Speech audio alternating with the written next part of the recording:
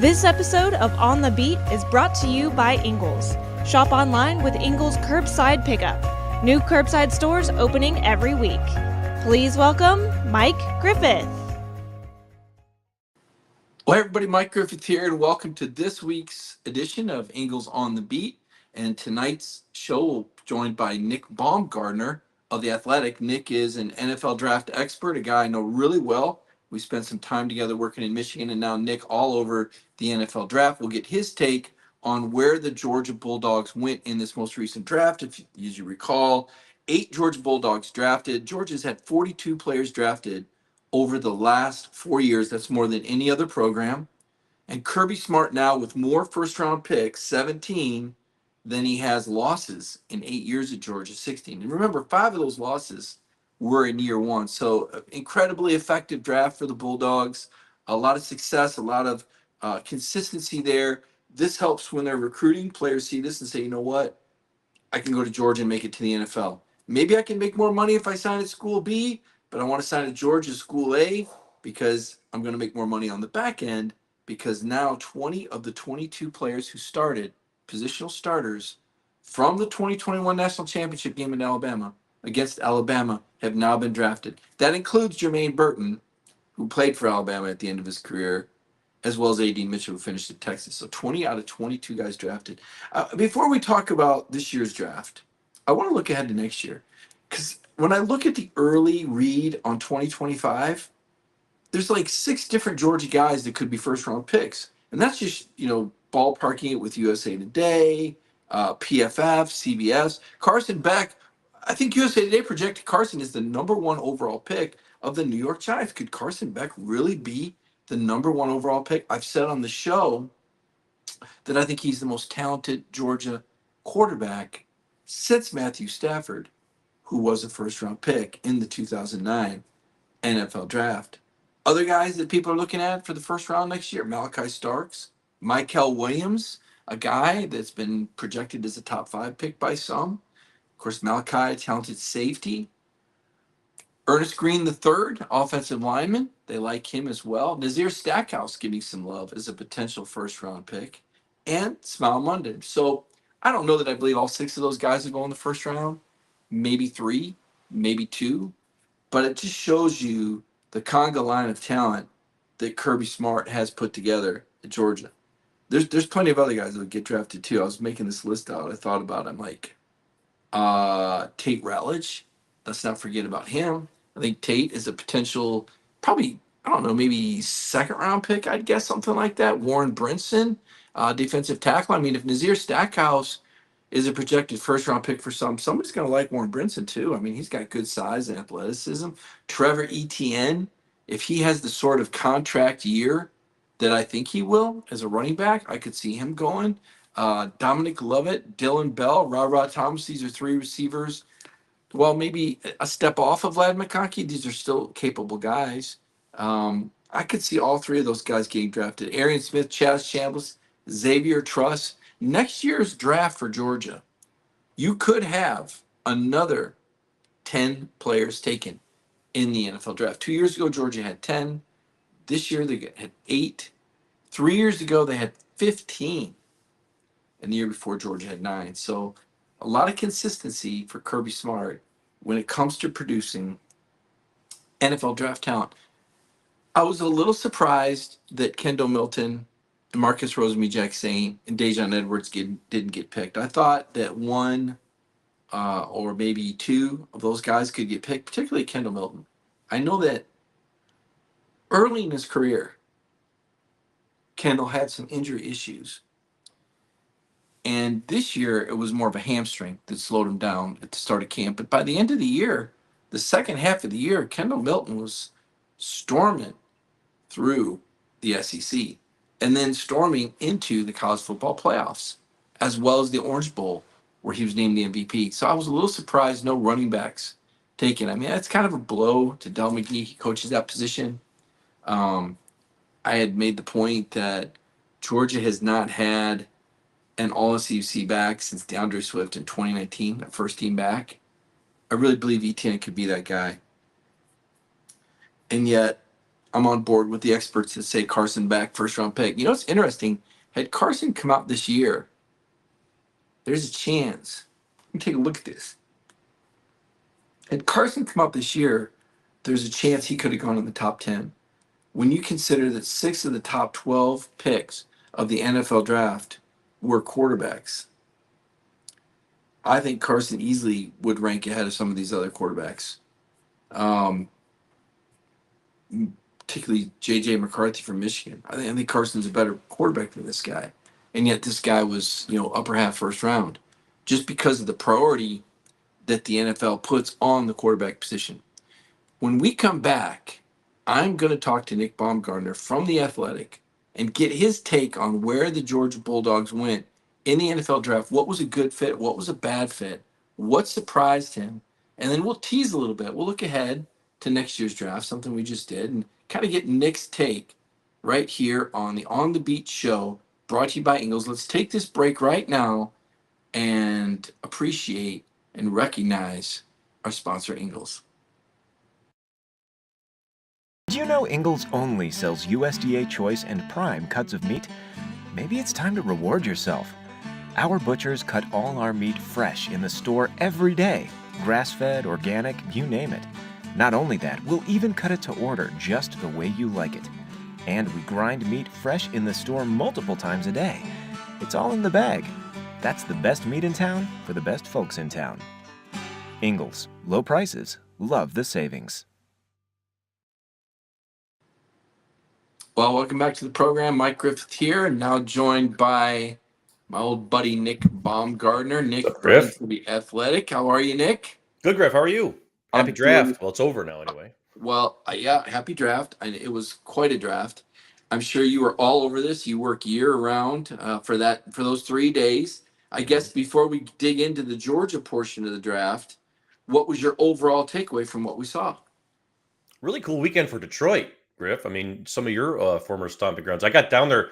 I was down there for all 3 days briefly. I didn't stay for the whole thing, but what a crowd. Like the draft gets cooler and cooler every year, like the environment, the atmosphere, everything else. But in terms of the actual stuff that happened, the first round, other than the Michael Penix pick, right, which threw everything into into shambles, it went about how I thought it would go. A lot of offense first, and a lot of the defenders falling down. I was a little surprised Terry Arnold went as far as he did, but that's sort of how it goes when you got all these teams that need quarterbacks. Before we get into Georgia, about the Penix pick, and I had a chance to spend time with the Penix family when he was being recruited. Listen, he's a first-class kid. Oh yeah, he's a great kid.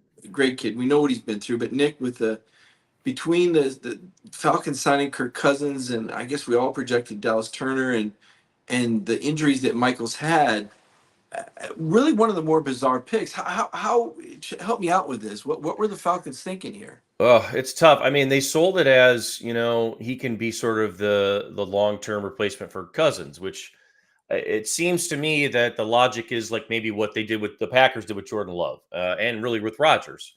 And so I suppose on its head from 10,000 feet, maybe you could argue that, but this is not that. Kirk Cousins is 35 years old and Michael Penix is 24, almost 25. And if he sits for 3 or 4 years, he's going on 30 at that point. He will have never really played. So, and this is not a developmental quarterback. I mean, this is not that. Like Jordan Love and even Aaron Rodgers, if you can go all the way back to those who remember that, they were developmental passers who needed a couple of years really to get to where they were going to go. Penix is what he is right now. He's a 6-year college player. There was nobody that we saw more really than Michael Penix. So, very confusing. It almost felt like an owner interfered or something. I don't know that, but that's what it felt like to me, right? I mean, there's no logic to it. It was one of the more surprising picks I've seen in a long time.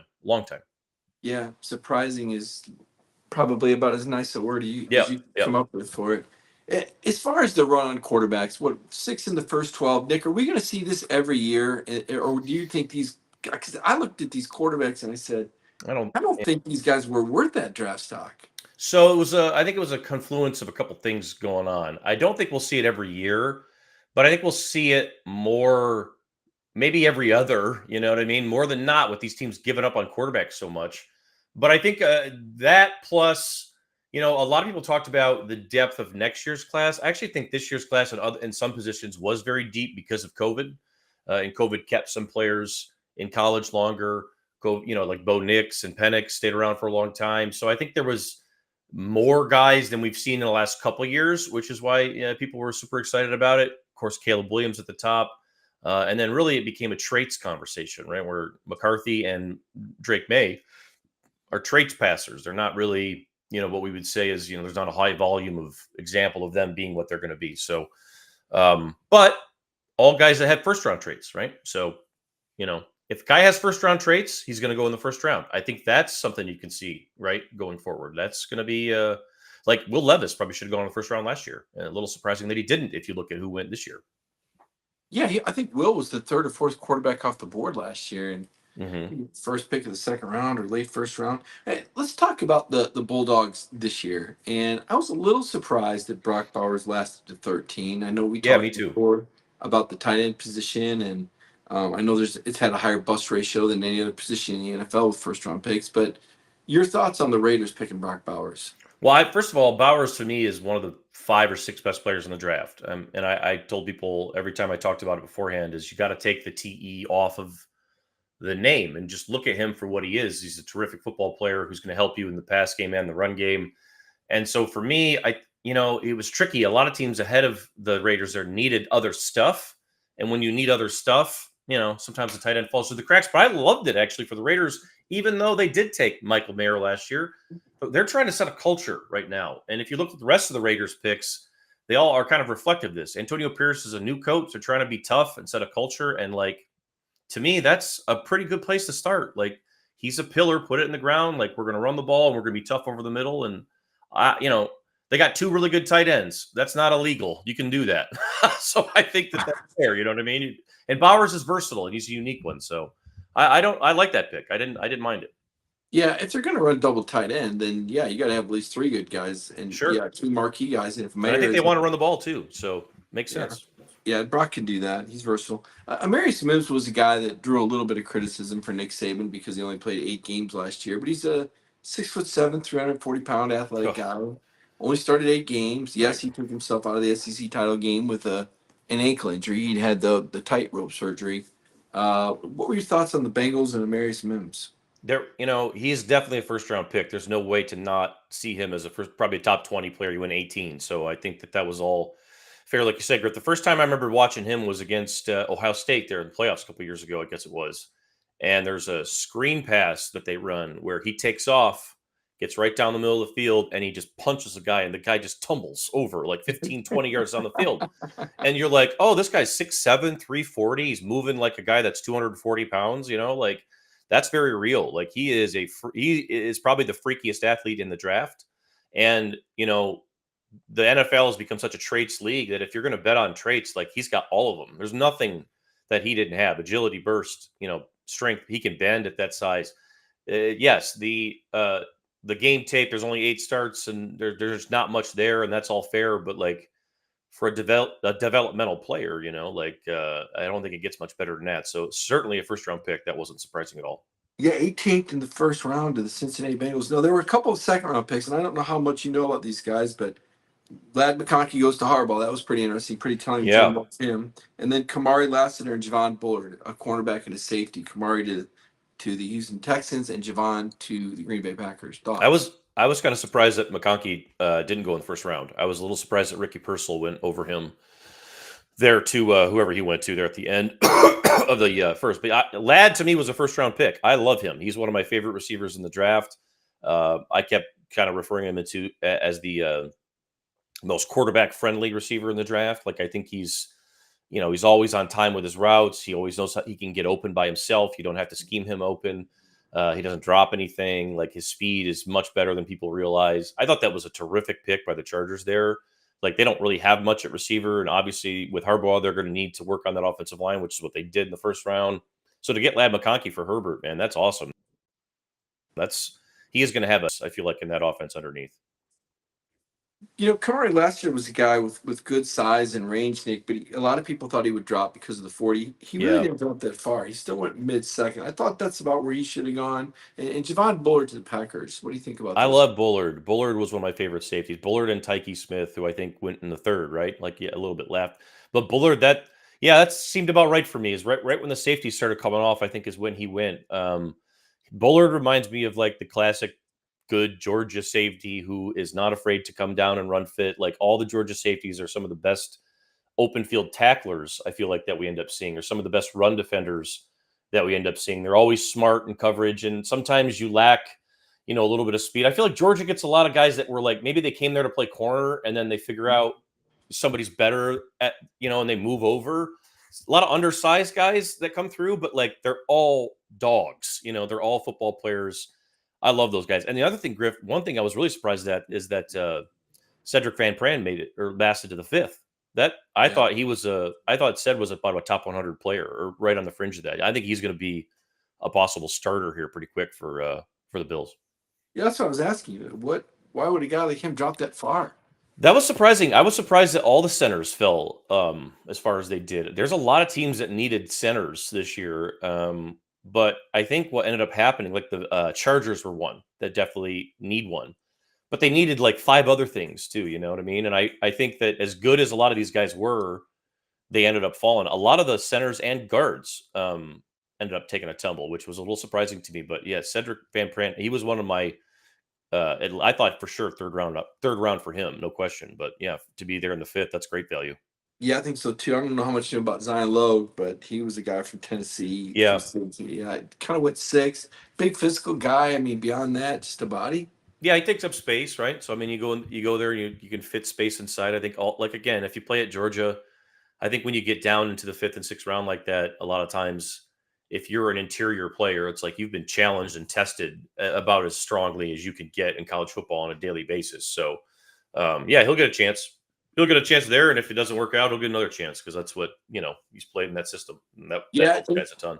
yeah, and he's a high football IQ guy. I'm looking down at my notes here, and I had him in the third round as well, Nick. And Mm. before you came on, I started talking about next year's draft, Yeah, and there's like five or six guys that Georgia has that maybe could, some more prominent than others. Where would you start when we look at 2025 Georgia NFL draft? I guess Carson Beck, maybe. I think so. I think it is, and I think that like for me, Carson Beck, if he'd have come out this year, would have been he would have been ahead of McCarthy. He would have been where McCarthy went, probably. For me, I think that when we stacked it in December, Mhm. I want to say that it went for me. It went Caleb, then Drake May or Daniels, and depending on the day, they for me were kind of at. But after that, it was Carson Beck, and I think that I don't think I'm alone. I think a lot of people were very high on him, and some were surprised that he went back to school. Of course, NIL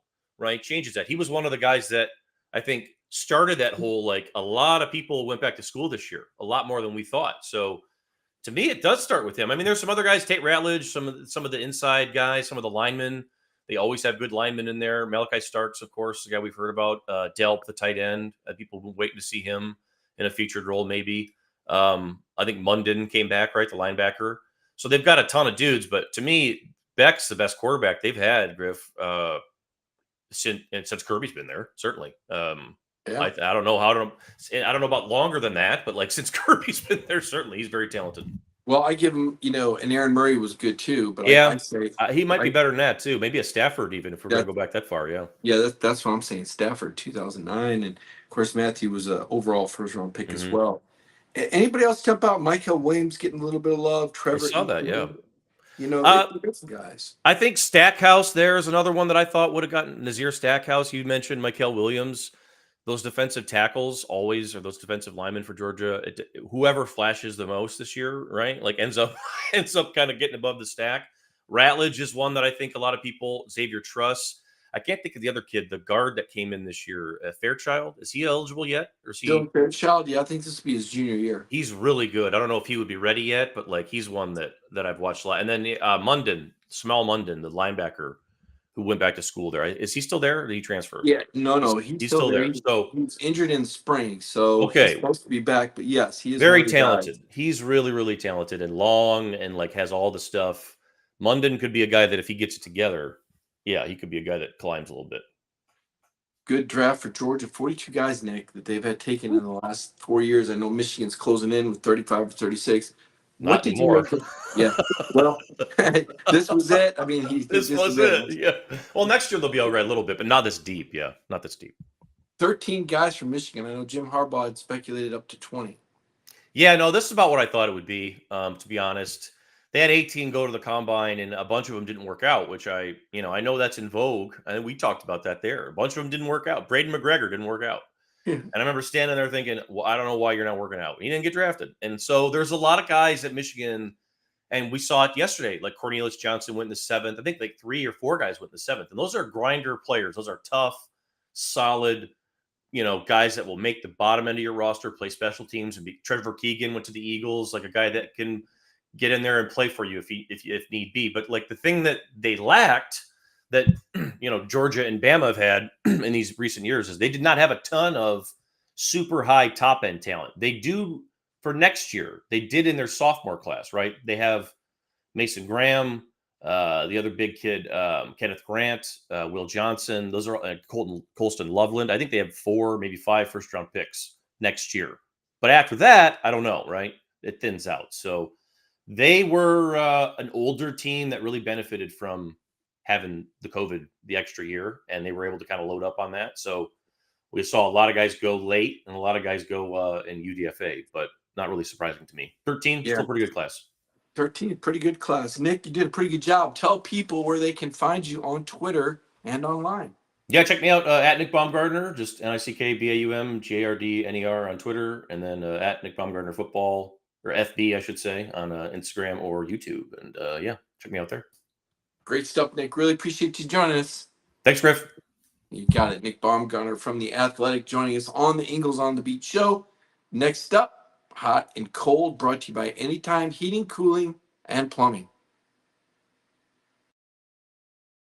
Your family stays comfortable all year long? Our family of trained comfort specialists are available anytime to service or repair your system. Or it may be time to replace your old units with a new Trane HVAC system. We are a locally owned family business, and we carefully select the technicians who we send into your home. At Anytime Heating, Cooling, and Plumbing, we are large enough to handle all of your HVAC and plumbing needs, but small enough to care. Call today to take advantage of our 3-visit annual maintenance plan. Welcome back to the program. Mike Griffith here, Hot and Cold, brought to you by our sponsor, Anytime Heating, Cooling, and Plumbing. And you know who is the hottest hitter in college baseball?